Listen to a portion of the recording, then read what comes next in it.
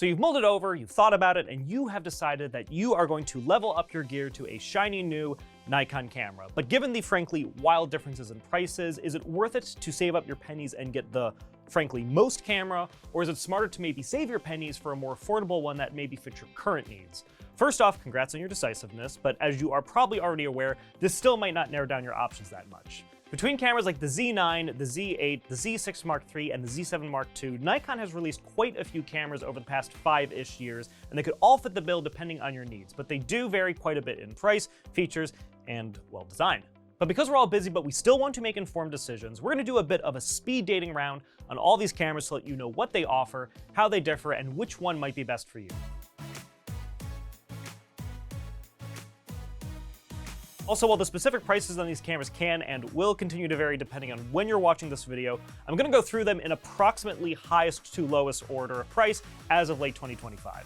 So we're going to start with the Nikon Z9. Now this guy is one of the older ones here, but it was an absolute workhorse of a professional's camera at the time of its release, and it continues to be so to this day. In fact, the very high-end specs that came on this camera were mostly trickled down to these other cameras. So please listen to what I say on this guy, because it will apply to most of these as well. Now, right off the bat, this guy introduced a 45 megapixel full frame, backside illuminated, stacked CMOS sensor, which is very high resolution, but also high performance. This guy can hit 120 frames per second in JPEG, lower resolution, but still technically a maximum of 120 frames per second, 20 frames per second RAW and JPEG shooting, 8K internal video recording. It also introduced advanced autofocus features and subject tracking modes from deep learning that could detect and track different subjects automatically, enhanced eye detection autofocus, 3D tracking, and all this was facilitated by a brand new X-Speed 7 processor that is still currently the fastest one that Nikon has. And I will say, what I just said barely scratches the surface of what this camera can do. We did a whole in-depth video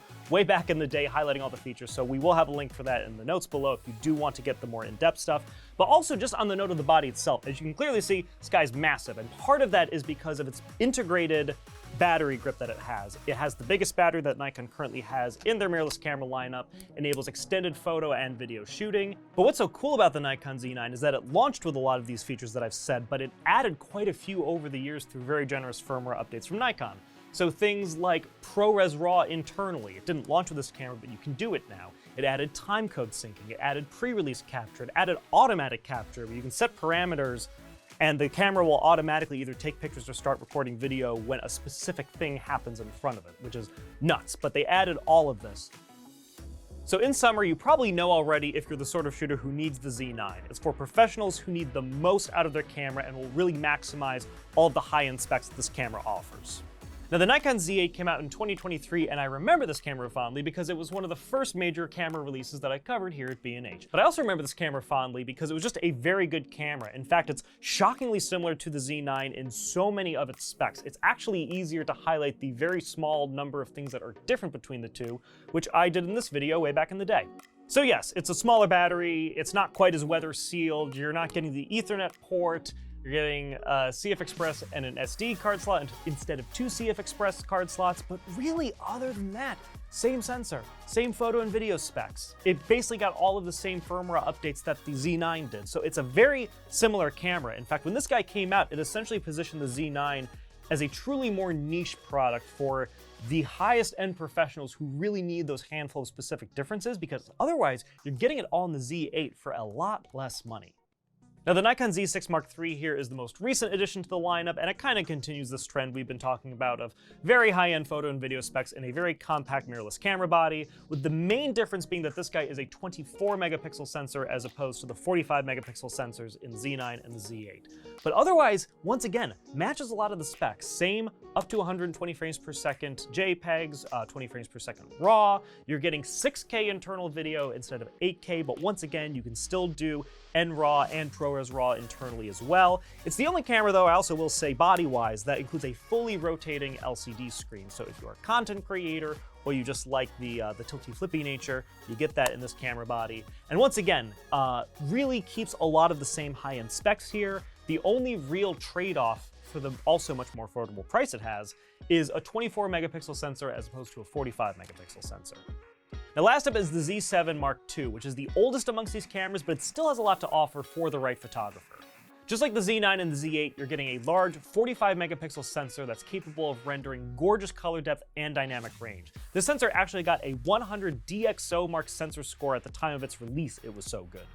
It features an XP6 processor, which contributes to up to 10 frames per second photography, up to 4K 60p video with external RAW support, and a 493-point hybrid autofocus system for reliable autofocus.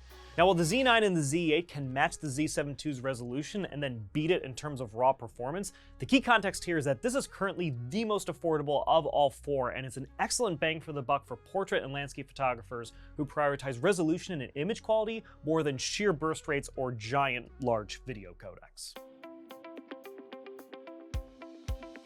So this info is great and all, but what does it mean for you practically? Which one of these are you going to be asking your incredibly generous family for Christmas or Hanukkah or maybe Valentine's Day, if they really love you? Now let's start with a hybrid content creator. We'll do a little role play. XSpeed7 will be our safety word. And let's say you're a hybrid content creator and you're posting long form and short form content to YouTube and Instagram, maybe do some live streaming here or there, and you're documenting everything for your immaculate looking photo carousels. For my money, your best bet would be between the Z6 Mark III and a splurge option for the Z8. Now, the Z6 is going to absolutely have your video needs covered. You're going to be getting great looking video right out of the box with this camera with the option to shoot all the way up to internal RAW recording for cinematic gradable images. You're also getting top tier Nikon autofocus that you can rely on as a solo shooter. It also offers some of Nikon's best vibration reduction to stabilize your handheld shots. And amongst these four, it's the only one with the fully rotating LCD screen, which is going to be very handy if you are a solo content creator. And the Z8 is going to give you the option to record 8K video and provide much higher resolution still images for instances where you really want to have your cake and eat it too. But what about you photojournalists and professional sports and wildlife photographers? Well, it probably comes as no surprise that either the Z8 or the Z9 would be your best bets. Both are going to give you high resolution images at up to 20 frames per second RAW and 120 frames per second JPEG to capture any critical moment that your work requires. And when you combine that with the internal slow-mo and RAW video recording options, it means that neither camera has an obvious weak spot or downside. Really, the only difference between the two is whether or not you need the slightly better weather sealing that the Z9 offers, longer battery life, maybe you're a real stickler to have dual CF card slots instead of one SD and CF card, or the built-in GPS that the Z9 offers. But if you'd rather have a smaller and lighter body, go with the Z8 and save yourself $1 grand. Hybrid wedding photographers could really be fine with any of these options, but the Z6 III and the Z8 have already proven themselves capable cameras in this field.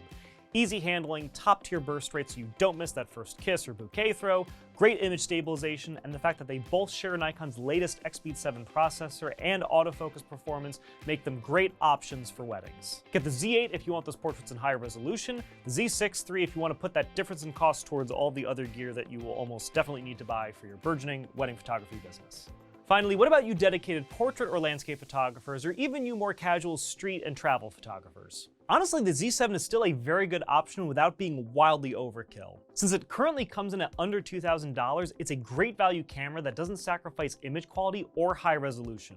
So as long as you're not shooting tons of video or tricky subjects that are moving quickly that you need to capture at the fastest burst rates possible, for me, the Z7 II ekes out ahead of the still very good value Z6 Mark III thanks to its 45 megapixel sensor versus 24. But if you really need a splurge option and you can maybe do an end of year tax write-off, the Z8 is also always there.